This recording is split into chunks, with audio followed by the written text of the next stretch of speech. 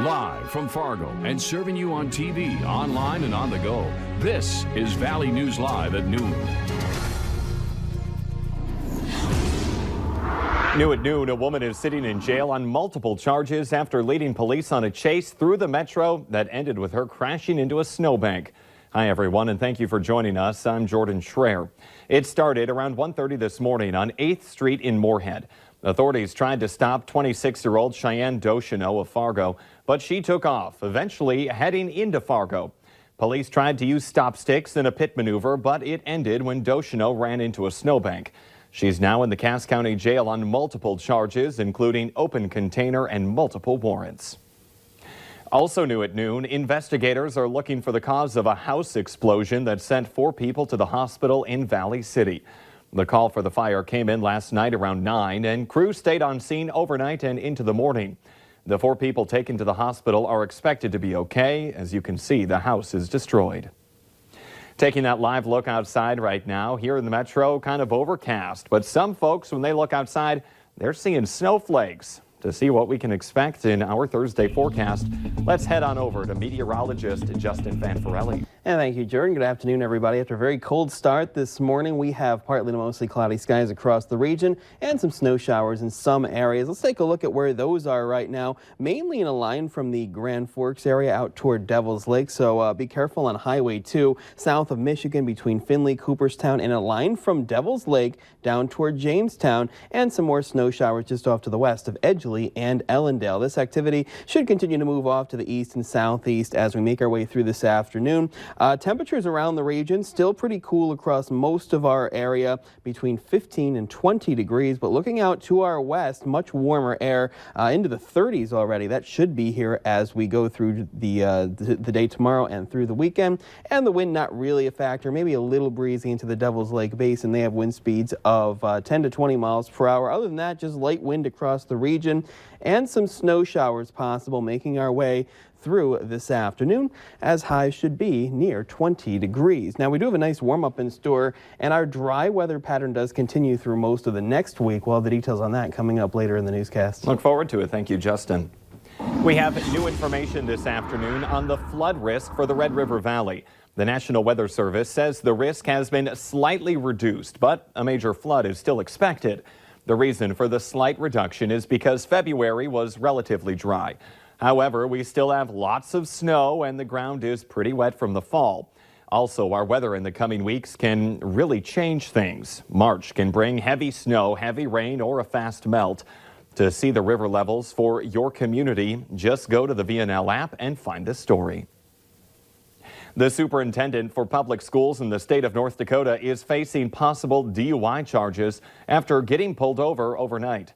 The North Dakota Highway Patrol arrested Kirsten Baszler around 10 last night on Memorial Highway in Mandan.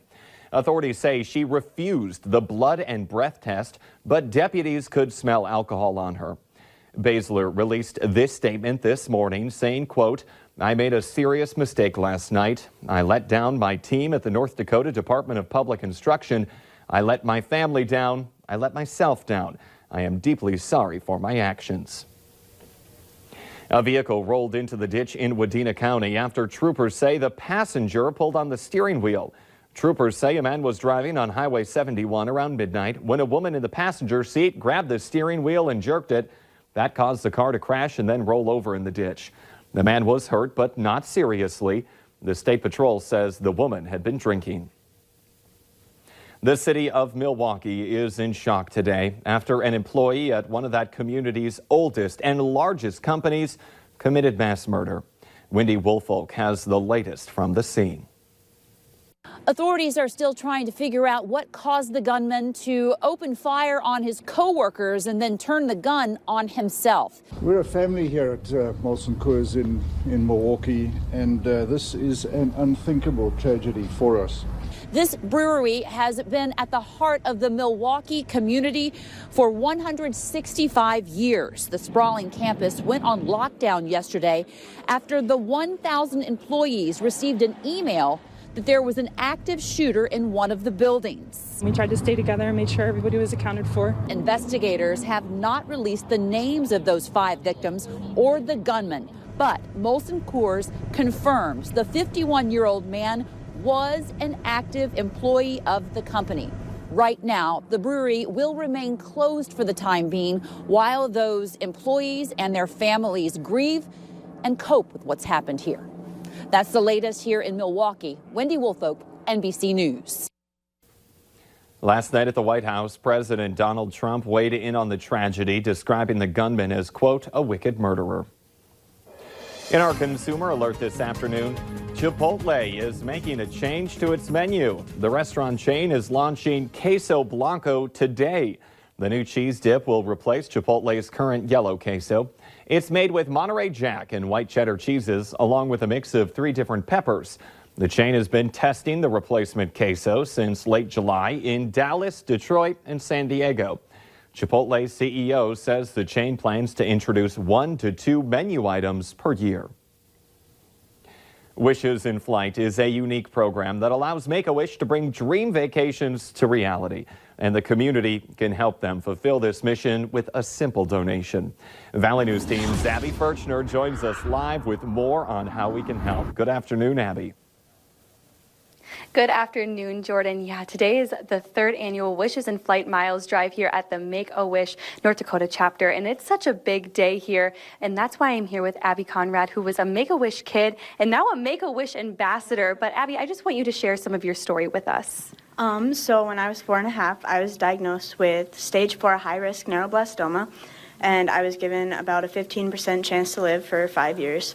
I'm now 13 years cancer-free, but once I was declared cancer-free, Make-A-Wish gave me a wish, and my wish was to meet Princess Belle. And so they flew me out to Florida, and instead of going to Disney World, we actually went on a Disney cruise. Wow. So how has, now like you said, you've been 13 years cancer-free, but how has Make-A-Wish continued to make such an impact in your life? When I went on my wish, it reminded me that there is still life after you're cured. And so it reminds me every day to help those kids remember that they can have a life once everything's gone. So this just shows how a simple donation today can really impact a child's life. And it's not just the child that goes on this trip, it is the whole family as well. So I know the number is up on your screen, and also that website where you can go and donate. It's free. You can donate all day today, so make sure you go and do that. But if you want more information as well, you can head to our website, valleynewslive.com, and just click on the story. Yes, and that number, we just put it up right now. So go ahead, donate your miles. Doesn't cost you anything, and it's a great cause.